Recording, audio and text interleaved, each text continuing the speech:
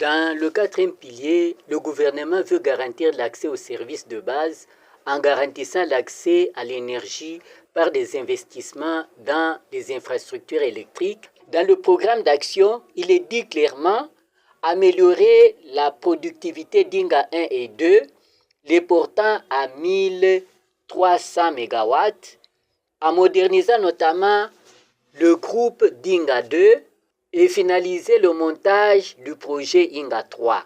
La continuité des programmes inachevés est une allure qui plaît dans le programme d'action du gouvernement actuel pour améliorer et finaliser certains travaux. Les deux barrages Inga 1 et Inga 2 existent déjà sur le site et fonctionnent actuellement à 20% seulement de leur capacité.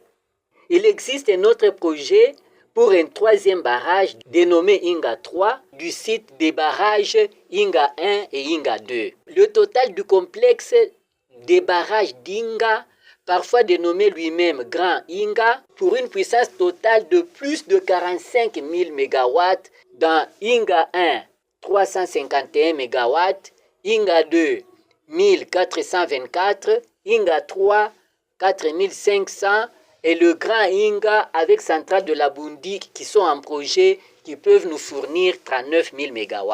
L'hydroélectricité dépend du relief et du climat. Nous avons encore le temps d'exploiter jusqu'à nos limites. Dans d'autres pays, il n'y a pas encore de rivières à exploiter. Nous n'avons pas encore modernisé Inga 1 et Inga 2 et pourtant, le site nous offre la possibilité d'aller jusqu'à Inga 8. Par rapport à la position et à la grandeur de la République démocratique du Congo, c'est encore insignifiant en termes de puissance à produire quand on tient compte que de 1300 MW sur les 45 000 MW possibles. Savez-vous que la puissance produite dans toute l'Afrique subsaharienne est celle d'un seul pays européen, l'Espagne?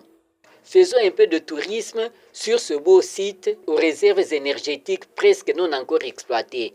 Actuellement, le barrage de la Renaissance de l'Éthiopie, qui ne peut produire qu'environ 9000 MW, est le plus grand du continent. Notre gouvernement doit avoir une bonne politique de l'énergie pour qu'il y ait continuité dans la construction de nos centrales hydroélectriques.